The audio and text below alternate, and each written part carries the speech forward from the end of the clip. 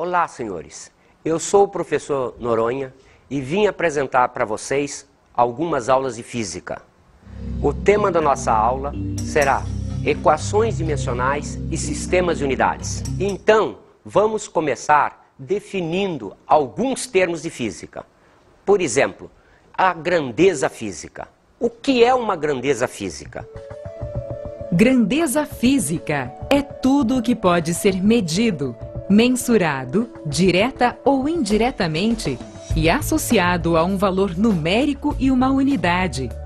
Para fazermos uma medida, precisamos comparar quantidades do mesmo tipo.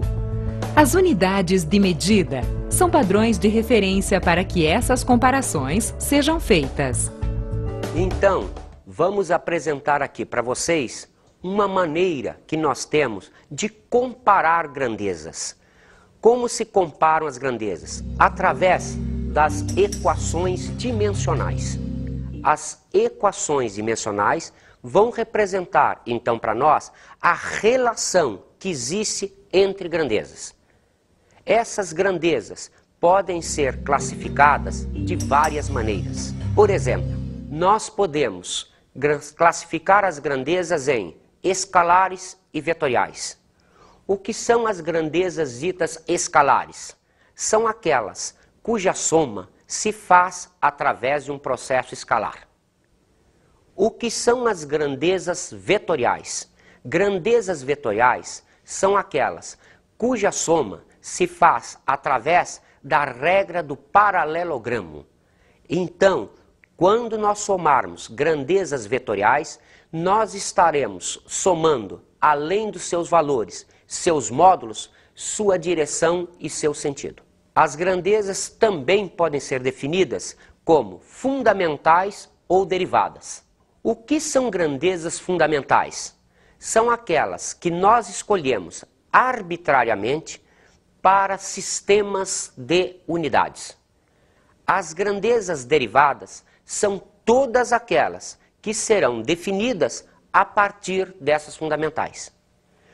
Para isso, nós usamos o chamado Teorema de Bridgman. O Teorema de Bridgman mostra para nós a relação que existe entre as grandezas derivadas e aquelas que foram estipuladas como grandezas fundamentais. Esta equação representa, então, a grandeza derivada G em função de grandezas fundamentais G1, G2, G3, G4, Gn, elevadas aos expoentes alfa, beta, gama, ômega.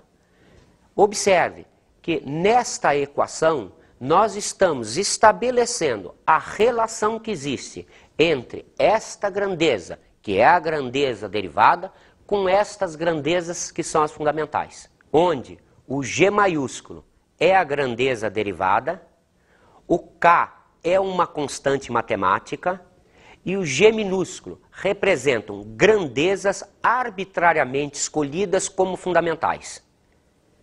Observe que algumas grandezas fundamentais clássicas são o comprimento, onde L é a dimensional de comprimento, a massa, que tem dimensional M maiúsculo, tempo, que tem dimensional T maiúsculo. Notaram que as dimensionais são representadas sempre por letras maiúsculas. Quando elas são fundamentais, elas aparecem assim, com essa forma simples. Vamos a alguns exemplos. Por exemplo, a área de um triângulo. Todos vocês sabem que a área de um triângulo é dada pelo produto da base, pela altura, pela constante matemática meio. Pegamos, por exemplo, a área de um retângulo. É a base, vezes a altura, vezes a constante matemática 1.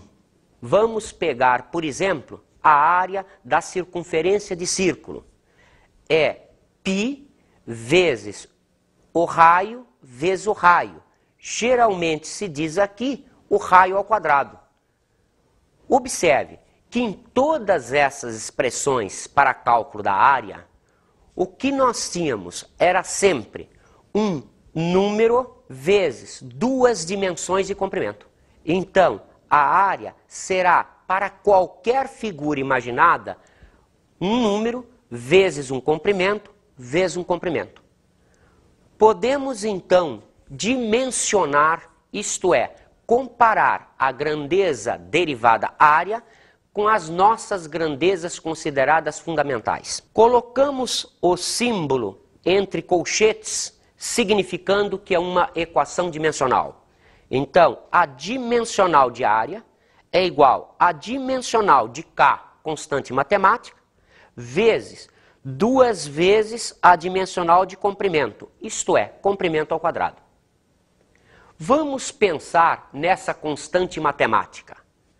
A constante matemática, ela independe do comprimento, independe da massa e independe do tempo. A sua dimensional será L a 0, M a 0, T a 0. O que significa que essa constante matemática não depende de comprimento, não depende de massa e nem depende do tempo. Observe, não se pode confundir uma constante matemática com uma constante física. As constantes físicas, às vezes, dependem de comprimento, massa, tempo ou outras grandezas relacionadas a ela. Mas a grandeza matemática terá sempre dimensional L0, M0, T0. Então, a equação dimensional de área será L ao quadrado, M a 0, T a 0. O que significa essa expressão? Que a área está vinculada a 2 dimensões de comprimento, não está vinculada à massa, nem está vinculada a tempo. Por exemplo, se você pensar numa sala, se você dobrar uma das dimensões de comprimento dela, a sua área dobra. Se você, além de dobrar uma das dimensões, triplicar a outra, a sua sala terá uma área 6 vezes maior. Mas, se a sala estiver cheia de gente ou vazia, a área continua a mesma. Por quê? Porque a área independe de massa. Está na cara que a área independe de tempo. O que significa isso? Significa que depois de 1 ano, depois de 2 anos, a área continua exatamente a mesma. Vamos pegar um outro exemplo. A velocidade escalar média. Define-se a velocidade, fisicamente, como sendo a variação da posição na variação do tempo. Vamos então fazer a equação dimensional da velocidade. Vamos então colocar entre colchetes ΔS representando variação de posição, ΔT representando a variação de tempo. Quem é a variação de posição? É um comprimento. Quem é a variação de tempo? É um tempo. Substituindo então pelas suas correspondentes, ficamos com dimensional de velocidade será L, M0, T a menos 1. O que significa essa fórmula? Significa que a velocidade está vinculada ao comprimento, não está vinculada à massa e está vinculada inversamente com o tempo. O que significa isso? Se eu tiver o mesmo comprimento, se o tempo aumentar, a velocidade terá ficado menor. Vamos pegar um outro exemplo. A aceleração escalar média. Definimos a grandeza aceleração como sendo a variação da velocidade em uma variação de tempo. Vamos fazer então a equação dimensional. A equação dimensional de aceleração será a equação dimensional da variação de velocidade pela equação dimensional da variação do tempo. A equação dimensional da variação de velocidade é a mesma equação dimensional da velocidade que vimos no exemplo anterior. Então, a dimensional de aceleração será L, M0, T a menos 2. O que significa isso? Que a aceleração está diretamente relacionada ao comprimento, não depende da massa e varia inversamente com o tempo ao quadrado. Pegamos um outro exemplo. A força é o produto da massa pela aceleração. Então, a dimensional de força será L, M, T a menos 2. Observe que agora, essa grandeza, força, ela está ligada ao comprimento, está ligada à massa e está ligada ao tempo. Observem realmente que se a massa aumenta, a força também aumenta. Experiência que pode ser realizada facilmente quando você empurra um caixote de madeira sobre o chão. Se o caixote for cheio de areia, isto é, se aumentarmos a massa, a força que você vai fazer para empurrar esse caixote também vai aumentar. Vamos pegar um outro exemplo ainda. O trabalho. Trabalho representa-se ou pela letra W maiúsculo ou pela letra tal em grego. Então, o trabalho será o produto da força pelo deslocamento, pelo cosseno do ângulo entre a direção da força e a direção do deslocamento. Precisamos tomar cuidado com essa fórmula, porque esta fórmula só é possível se essa força for constante. Vamos ver futuramente situações onde essa força varia e, como tal, essa fórmula sofre alguma modificação. Então, o trabalho para uma força constante é dado por força por deslocamento pelo cosseno do ângulo entre a direção da força e a direção do deslocamento. Vamos então fazer a equação dimensional. A dimensional de trabalho será a dimensional da força pela dimensional do deslocamento pela dimensional do cosseno de θ. Então, fazendo-se a equação dimensional, encontramos L ao quadrado, M, T a menos 2. Observaram que aquele cosseno de θ, quando foi dimensionado, desapareceu? Por que acontece isso? Porque cosseno tem dimensional L0, M0, T0, que corresponde a 1.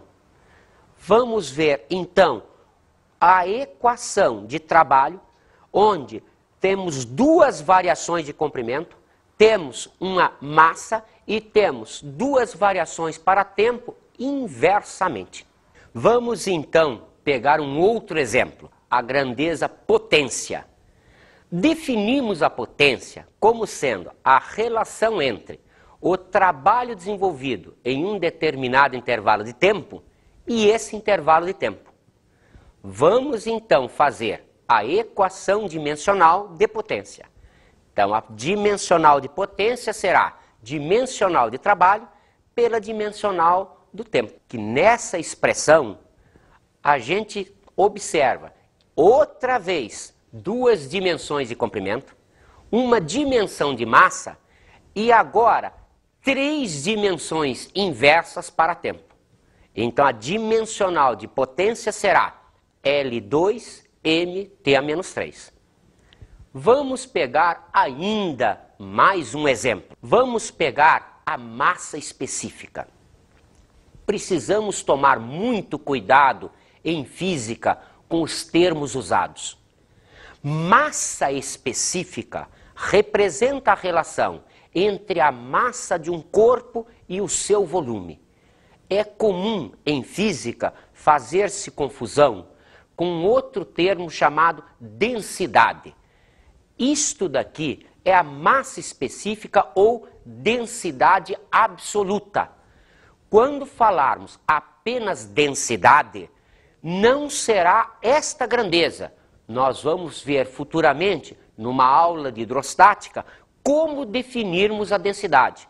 Mas aqui o que nós temos é a massa específica, representando a relação entre a massa e o volume. Vamos então à dimensional. A dimensional de massa específica será a dimensional da massa pela dimensional do volume. Observe que isto vai nos apresentar L a menos 3, M, T a 0. O que está significando isso? Está significando que a massa específica não depende de tempo. Realmente, se pegarmos um exemplo, como por exemplo, a massa específica da água, 1 grama por centímetro cúbico, ela é 1 grama por centímetro cúbico daqui a 10 anos, daqui a 20 anos, daqui a 50 anos. Mas, observe que ela varia inversamente com 3 dimensões de comprimento. O que quer dizer isso? Se um corpo tiver qualquer dimensão de comprimento aumentada, a sua massa específica será diminuída, porque o expoente aqui é um expoente negativo. Vamos ver então um dos usos